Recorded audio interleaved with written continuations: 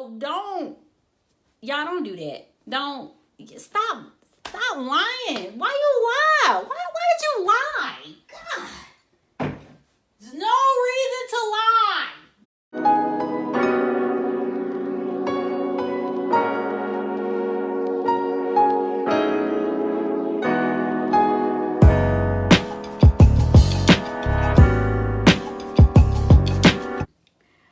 What's up, Key Curl community? Welcome back. And today we have to have a conversation. As you can tell by the title of the video, there are some things that are lurking your natural hairstylist. And today we're going to talk about them.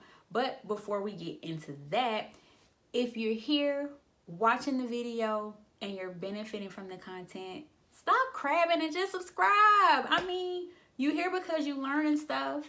You here because you are benefiting from the content. And the only way I'm going to be able to keep producing the content for you guys is if I know that you're here. And the only way I'm going to know that you're here is if you subscribe.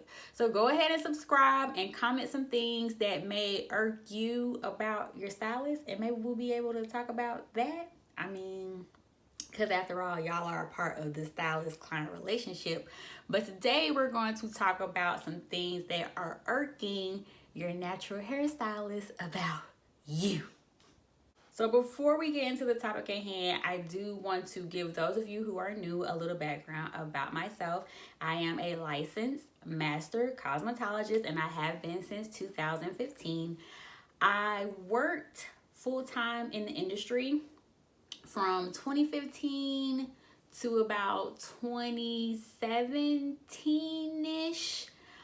Then I stepped away from the industry for a while, came back, and now I'm out of the industry full-time. However, I do think it's still really important for me to be able to connect with the natural hair community.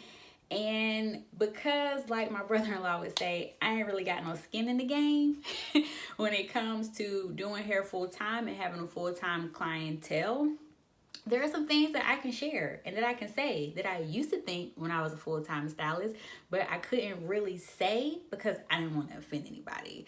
So if there's anything that I say in this video that you probably can't really connect with, don't get offended. Just comment down below and share your thoughts, and we can start a conversation because that's what this is about. So without further ado, let's go ahead and get into the video. Your natural hair has been straightened, not relaxed. I say this because when I was a stylist myself, when I would straighten a curly girl's hair, it would become the responsibility of the stylist to kind of control the weather. Here's the thing, when you get your hair straightened, at the roots, at the core of your hair strand, you still have curly hair. And your stylist cannot control the weather. So if you step outside and it's raining or it's drizzling and there's moisture in the air, you as a client, furthermore, you as a consumer, because you spent your money on that hairstyle, you need to implement some steps and some processes to protect your investment. So if you want your hair to remain straight, you need to go ahead and invest in you a good umbrella. So I go outside and I make sure that it's wrapped up. I put a shower cap on. I take it a bit further. Sometimes I keep a Kroger or a Publix grocery bag in my middle console in my car just to make sure I don't get caught slipping. I have an umbrella everywhere. I have a commute bag that I put an umbrella in. I have an umbrella in my car. There's an umbrella in my house. I requested that my husband put an umbrella in his car. Wear hats, wear beanies. When you go to sleep at night, you need to be implementing an effective nighttime routine so you can maintain the straightness of your style. Your hair is still natural. You are still natural. The salt bonds and the disulfide bonds in your hair, if your hair is healthy, still has that curly shape to it. The only thing that has caused your hair to straighten is the temporary manipulation of that hydrogen bond that can be changed in an instant when water hits it. So your stylist is not responsible for the weather. Your stylist straightens your hair when you go outside and when you go to bed at night. And when you do whatever you do in the nighttime after you done got your hair done and it reverts back. That is not your stylist obligation. That is your respect your stylist schedule. If your stylist is using an online booking system, use it. If you go on there and you see that there's not an appointment available, guess what? There's no appointment available, unfortunately. If you beg your stylist to fit you in or work you into his or her schedule, then if they choose to do so, just be prepared to be a victim of the overbook, because there is a possibility that you're going to be that client who is stuck under the dryer for 3 or 4 hours because you begged to be fit into the schedule. DMing your stylist on a busy Saturday morning. We call it Salon Saturday. It's busy. It's crazy. And your stylist probably won't get a chance to eat until 3 or 4 o'clock in the afternoon if they get a chance to eat. So when you are DMing them and texting them, borderline, I emphasize, borderline disrespectful. It's disrespectful to their profession.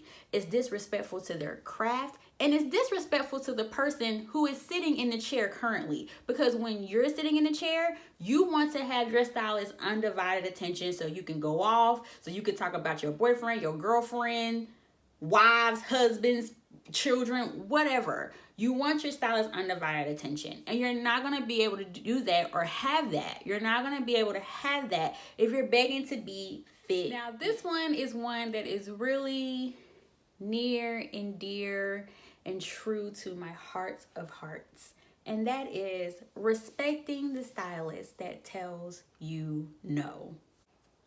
What you mean you get to tell me no? I'm in here spending my money on what I want. You gonna give me what I want. Nah, sis, that is not how this works. Believe it or not, there are some stylists out there who will tell you no to a service. I was one of them. And it's not because we don't want to give you what you want. You as a client, you are a walking billboard for my business. My name is on your head when you get out of my chair. And so I'm going to tell you no to a big ticket item like hair color. This is the number one service that I would say no to, because the integrity of your hair just cannot withstand the service. And that is not because I don't want to see you happy. It's because I don't want to see you bald-headed. And let me tell you one thing. This is major key. A stylist who tells you no actually cares about the investment that you are making into your hair. So if a stylist is telling you no, that's your friend, and she cares about you, and she loves you, and she doesn't want to see you hurt, and it's their way of building their trust with you as their client. And I know that your intention is not to lose all of your hair for a color service. I'm going to tell you no, because you just can't take it. And that's okay. Your hair can't take it right now. It's not to say that your hair won't be able to take it in the future. You made an appointment to see the stylist who is standing behind you. You did not make an appointment to see the stylist whose feed you saw on Instagram who did a certain haircut, or she did a certain twist out, or she used a certain product. If you want to see that stylist, if you want those results, you need to make an appointment to go see that stylist. When you see something on Instagram and you like, oh, I want that. Yes, it is okay to bring inspiration pictures to your stylist and talk to them about it. But at no point is it okay for you to tell a stylist what to do. Yes, you and your stylist are a hair care team, but you cannot command that your stylist do anything in particular. You're either going to get on the playing field with what they do in their salon, in their chair, or you're gonna go elsewhere. So trust the stylist who is standing behind you because you made an appointment with that stylist. You don't want your stylist to resent you. You don't want your stylist to be like, oh my God, why are you here if you don't trust me? Trust your stylist. A little client tidbit I'm gonna throw in right here for you all. make sure that you are looking at the Instagram feed. Make sure you are looking at the work of that particular stylist that you are making an appointment with. You want to not just look at what the styles look like, but you want to assess what the clients look like. Do they have long hair? Is long hair one of your goals? Do they have great bomb wash and goes? Are learning how to do great bomb wash and goes one of your goals? When it comes to haircuts, if you're going to see the stylist who loves doing haircuts, then maybe that may not be the stylist for you to go to if you want to grow hair down to your ankles. I mean, these are just things to consider. And if you did have long hair goals in the past and now you want a bomb ass haircut, then go to that stylist who does a bomb haircut. But be realistic and do not be disappointed when that stylist can't get you to where you want to be if you decide to change your hair care goals. Because if a stylist has one way of doing things, that I have worked with stylists for a really long time, not 20 or 30 years, but I've worked with stylists long enough to know that some of them have their certain ways of doing things and they don't want to change. They just don't. So you need to make sure realistically as a client that if you change your goals, that stylist will be able to meet your expectation. How y'all feel? Y'all feeling okay so far? I'm not scaring y'all, am I? Good. Let's keep this thing rolling. Your stylist is tired of fighting with you about you needing a haircut. She tired. The hair is dead. You're holding on to a false sense of hope.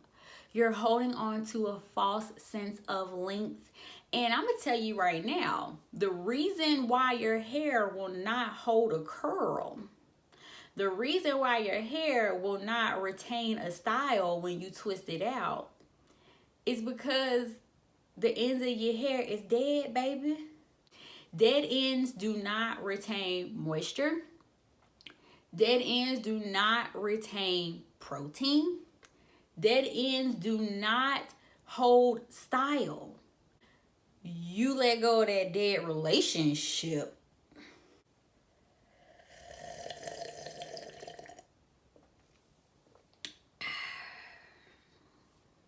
but you can't let go of something that is going to send you into newfound life with your hair. And your hair is not going to grow faster just because you got it cut. Your hair is going to start to grow faster, and not only grow faster, but you're going to be able to retain the length that you are growing, because that dead end, that dead hair, that damage, it travels up the hair strand. So it starts to impact the otherwise healthy hair strands had you not just cut it off. YouTube ain't your stylist, sis. I am. And I say this with love because I love me some YouTube videos, okay? There are a lot of things that I learned from beauty influencers on YouTube. My own personal natural hair journey years before I became a licensed cosmetologist. So I learned a lot of things from I Know Lee. I learned a lot of stuff from Natural 85 and so many other beauty influencers. But at the end of the day, when you go see your stylist, YouTube is not your stylist. Your stylist is. And if you trusted YouTube all that much, and if you really was going to put all your faith and confidence in YouTube, then you wouldn't have went on their online booking site and made the appointment with that hairstylist. Now, it is okay to talk and discuss things that you saw on YouTube. And your stylist is there to debunk any myths. So talk to your stylist about questions that you have about things that you're seeing on YouTube. However, your stylist is an educated, licensed, and if you're lucky, she's capable, well, he or she is capable of giving you the tools that you need to be successful with your hair. Do not see a stylist mashing avocados. I do not see a stylist peeling bananas, and I do not foresee a stylist cracking eggs in between clients to mix up conditioners to put in your hair. I don't, but I'm open to the idea of it because I want to see it if it's happening, or if you know that it's happening. But I say that because sis or bruh, meaning your stylist, they barely got time to eat. So they don't have time to be whipping it up and flicking the wrist in the mixing bowl if it ain't the color bar. They don't have time to be doing all of that. And more importantly, those products expire quickly. No shade for real. Like, some of the stuff is genius. Some of the stuff y'all be thinking about, I would never think about, but I have tried it myself.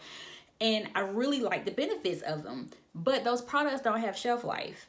You have to keep them in the refrigerator. It's too much for that. It's too much to think about. And to that point, I will also say, when you're using products like that, you may not get the desired finished look that you want, especially when it comes to heat styling. Hi there.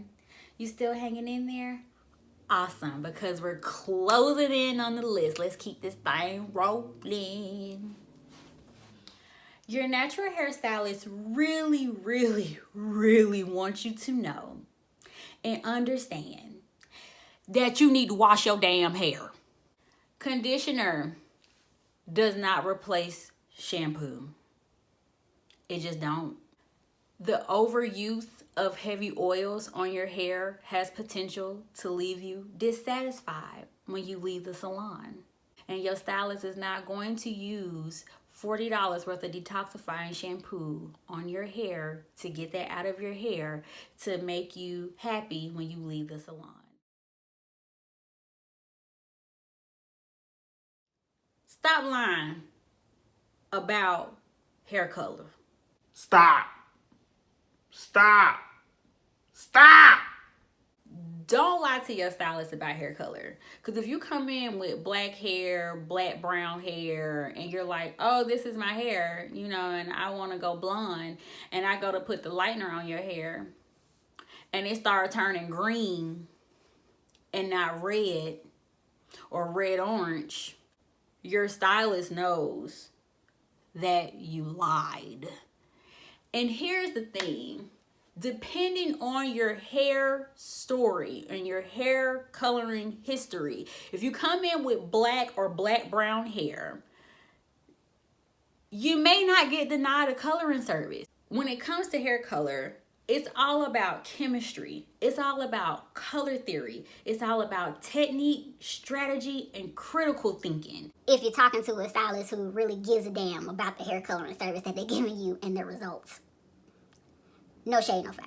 I'm just saying. A stylist has to think ahead, because when you come in and show them a picture and they know what the current status is of your hair, they have to blend those two things together to work towards giving you the result that you want. And so you have to be honest, because that's the only way a stylist is going to give you an adequate estimate for what you're going to be paying.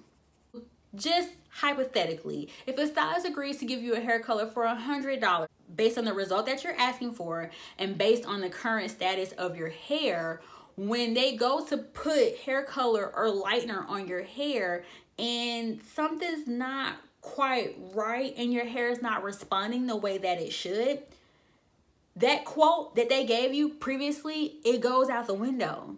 Oh my God, you told me $100 before you put this stuff on my head. Before I knew you lied, sis. And if you want it done right, you have to be honest. Because if you put black color on your hair, that stylist has no clue what the condition of your hair was before you put that color on your hair or why you did it. Let me tell you something. Let me grab...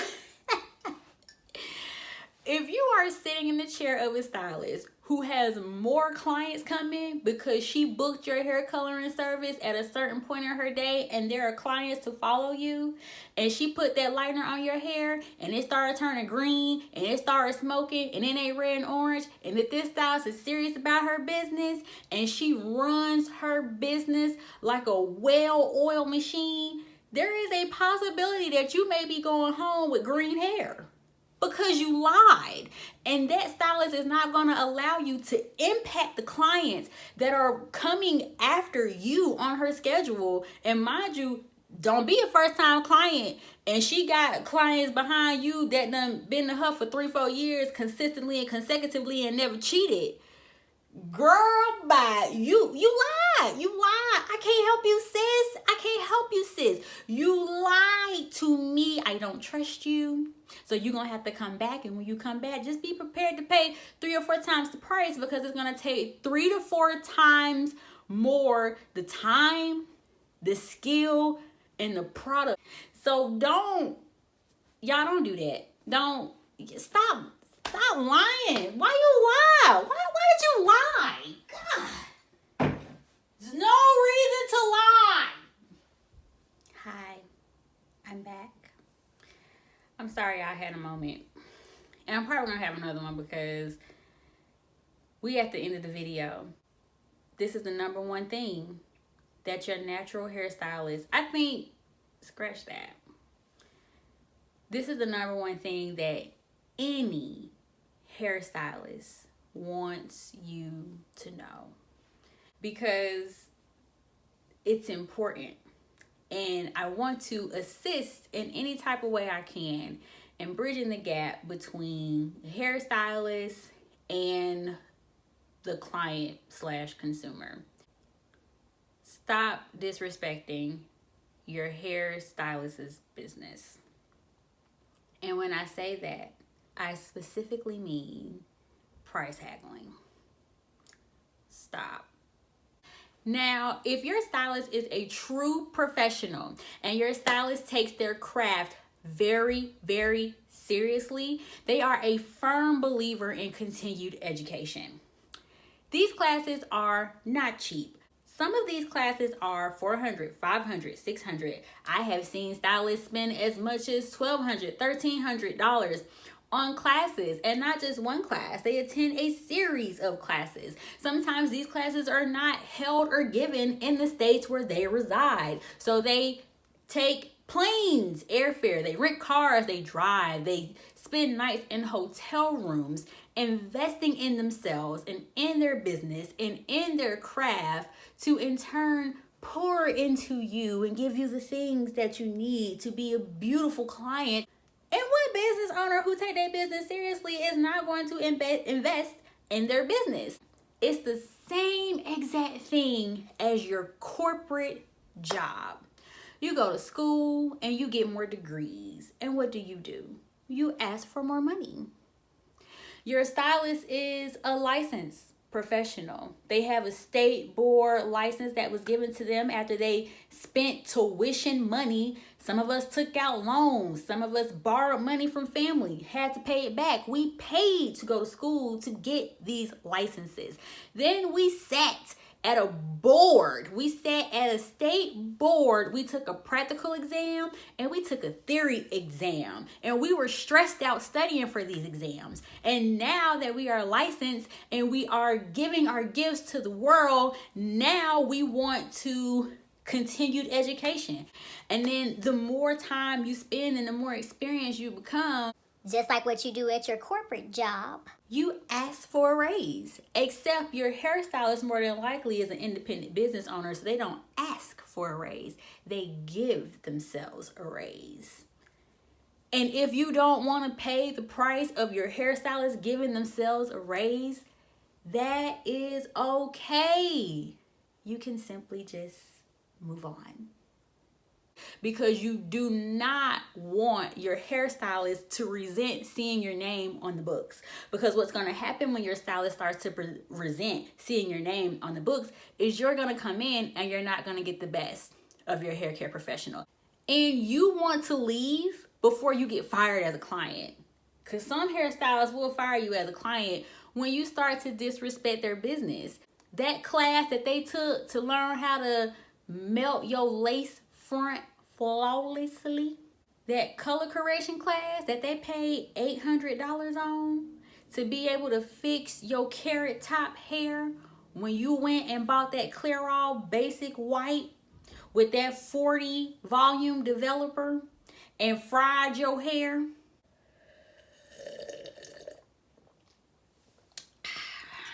They pay money to go to that class to learn how to fix that when you in a panic, when you done jacked up something. And you have to pay. You have to pay for that if you are going to see a true professional and you want your service done right.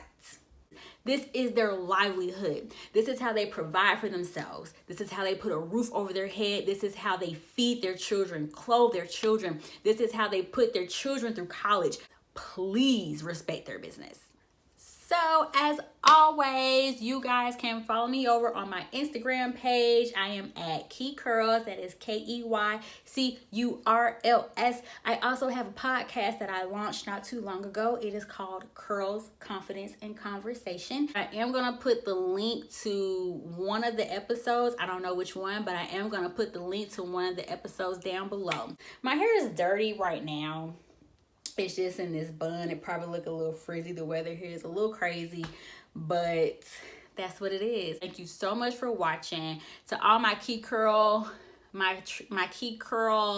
circle members, thank you for your support. Thank you. And the only way we're gonna be able to keep this thing rolling is if you subscribe. Hello, you gotta subscribe and let me know what you guys want to see so we can keep this thing rolling. Until next time, loves. Peace.